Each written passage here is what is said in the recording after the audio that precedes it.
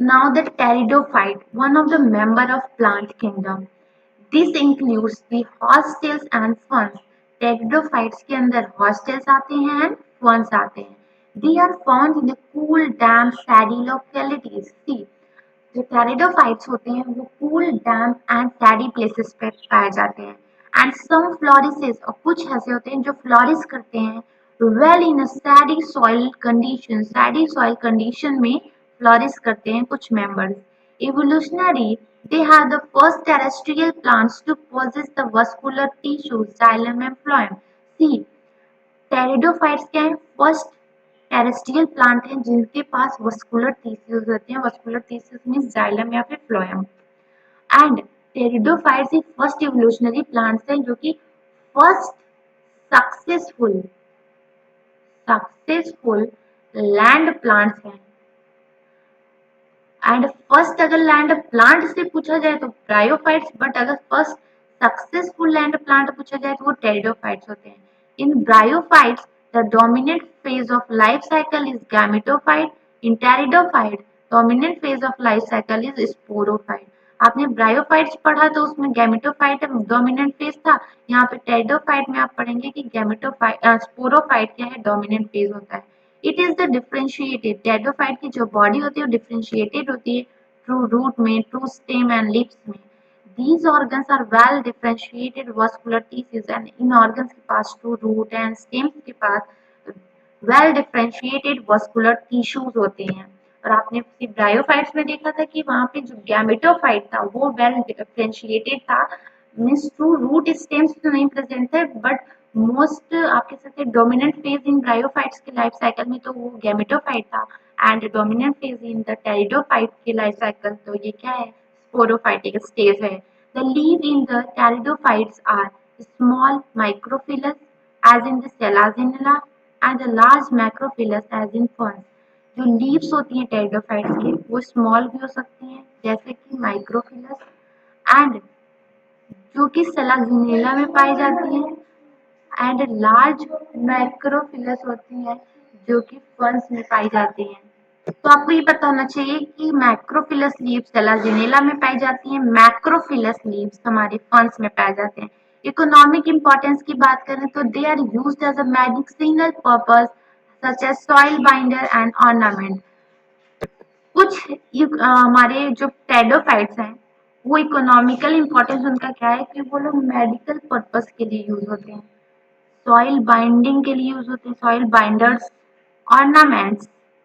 तो आपको economic importance पता होनी चाहिए. Now moves on the reproduction. The sporophytes bear sporangia that are sustained by the leaf-like appendages called sporophyll.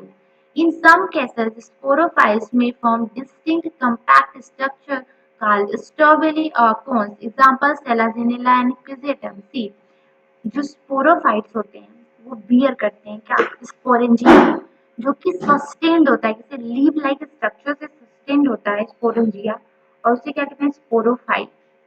सी, कुछ cases में क्या होता है, जो स्पोरोफाइल होता है वो डिस्टिंक्ट कंपैक्ट स्ट्रक्चर का फॉर्मेशन करता है. उस डिस्टिंक्ट कंपैक्ट स्ट्रक्चर का नेम होता है द स्ट्रॉबेली और कोन. और इसका बेस्ट एग्जांपल है सेलाजिनेला और फिजेडम में हमारे स्ट्रॉबेली एंड कोन्स प्रेजेंट होता है.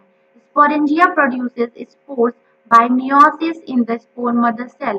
Sporangia क्या प्रोड्यूस करता है, स्पोर प्रोड्यूस करता है. किसके थ्रू, मियोसिस. स्पोरेंजिया कहाँ प्रेजेंट होता है, किस पे, ये स्पोरेंजिया किस पे प्रोड्यूस होता है, स्पोरोफाइल्स में. और स्पोरोफिल पे ही क्या होता है हमारा, ये हमारा स्पोरोफिल क्या होता है, डिप्लॉन्टिक होता है, दैट इज 2n. और उस पे स्पोरेंजिया होता है. स्पोरेंजिया में जो कुछ स्पोरोफाइटिक सेल्स होते हैं जो कि मियोसिस करते हैं, उससे यन का formation, that is spores mother cell होते हैं, जो कि कुछ स्पोरेंजियम प्रोड्यूस होते हैं, उनका 2n होता है, उसमें मियोसिस होता है जिससे स्पोर्स बनते हैं जिनका प्लॉइडी लेवल n होता है. एंड यही क्या प्रोड्यूस करते हैं, फिर गैमेटोफाइट्स का फॉर्मेशन करते हैं. कुछ पॉइंट्स दिए एनसीईआरटी में, उसको देखिए. The spores germinate to give inconspicuous small multicellular free living mostly photosynthetic thalloid gametophyte that is called prothallus. जो स्पोर्स होते हैं वो फिर जर्मिनेट करते हैं और क्या गिव राइज करते हैं, इनकंस्पिशियस. स्मॉल मल्टी सेलुलर क्या free living mostly photosynthetic thalloid gametophytic prothallus मतलब वो फोटोसिंथेटिक भी होता है फ्री लिविंग भी होता है मल्टी सेलुलर होता है मतलब इंडिपेंडेंट होता है किससे स्पोरोफाइटिक से एंड इसी को क्या कहते हैं prothallus prothallus requires cool damp shady localities places to grow किस इन्वायरमेंट में प्रोथैलस हमारा ग्रो करता है तो cool damp and shady places पे also need water for fertilization मतलब टेरिडोफाइट्स को भी वाटर की नीड होती है क्योंकि मेल गैमेट ट्रांसफर होता है through water gain some spray so the spread of pteridophytes is limited and restricted to a narrow geographical region इसीलिए pteridophytes हर जगह नहीं पाए जाते क्यों because of the requirement of water for fertilization the gametophyte that is prothallus bears male and female gametes male and female sex organ that is antheridia and archegonia respectively जो male gametophyte होगा वो क्या beer करेगा antheridia जो female gametophyte होगा वो क्या beer करेगा आर्चिगोनियम आप कह सकते हैं गैमेटोफाइट्स पे मेल सेक्स ऑर्गन होंगे जिसे हम एंथेरिडिया कहेंगे गैमेटोफाइट्स पे फीमेल सेक्स ऑर्गन होंगे जिसको हम आर्चिगोनिया कहेंगे water is needed for the transfer of the antherozoids male gametes from antheridia to the mouth of archegonia see water के थ्रू क्या होता है गैमेट हमारा ट्रांसफर करता है male gamete that is antheridia कहाँ पे जाने के लिए mouth of archegonium that is why इसका जो स्प्रेड है टेरिडोफाइट्स का लिमिटेड है क्यों क्योंकि वाटर उन्हें नीड होता है फर्टिलाइजेशन के लिए या फिर transfer of the male gamete के लिए now antherozoids fuse with the egg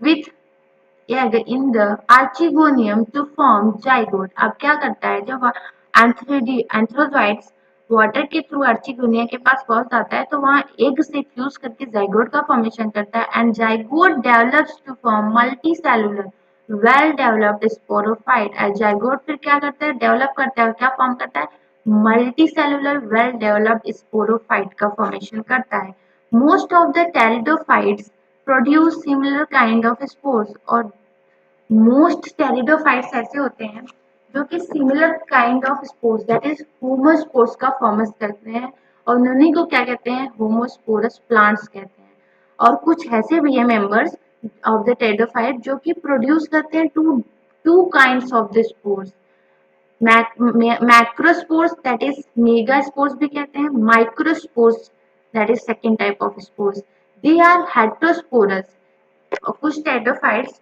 दो टाइप के स्पोर्स प्रोड्यूस करते हैं मैक्रो एंड माइक्रोस्पोर्स और ये उन्हीं को क्या कहते हैं हेटेरोस्पोरस प्लांट कहते हैं उसके एग्जांपल हैं Selaginella and Salvinia the megaspores and microspores germinate and give rise to the female and male gametophyte respectively और मेगास्पोर्स जब क्या करता है जर्मिनेट करता है तो फीमेल गैमेटोफाइट का फॉर्मेशन करता है एंड जब माइक्रोस्पोर जर्मिनेट करता है तो मेल गैमेटोफाइट का फॉर्मेशन करता है the female gametophyte are retained to the plant sporophyte for variable period sometimes में क्या होता है जो फीमेल गैमेटोफाइट होती है वो प्लांट्स मतलब स्पोरोफाइट से डी अटैच्ड नहीं होते मतलब स्पोर्स जो होता है यहीं पे जर्मिनेट करने लगता है किसके स्पोरोफाइट के ऊपर ही जर्मिनेट करने लगता है मतलब गैमेटोफाइट यहाँ फीमेल गैमेटोफाइट इसके ऊपर ही बनाने लगता है स्पोरोफाइट के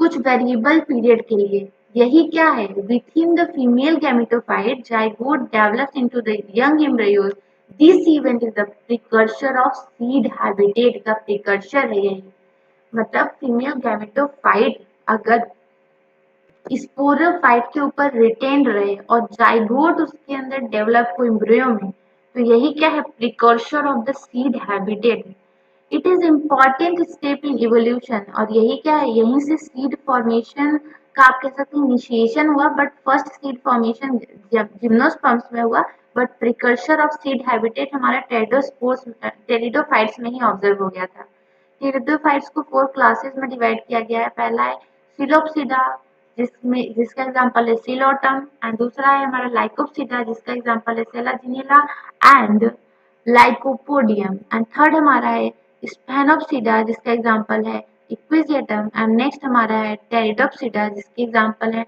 ड्रायोपटेरिस, Pteris and Adiantum. These are the examples of the Pteropsida. और ये इनके क्लासेस के नेम आपको पता होने चाहिए कि लाइकोप्सिडा, फिलोप्सिडा, स्पेनोप्सिडा एंड टेरिडोप्सिडा, और उनके एग्जांपल्स भी आपको याद होने चाहिए। नाउ एनसीईआरटी में डायग्राम दिए हैं उसको देखिए।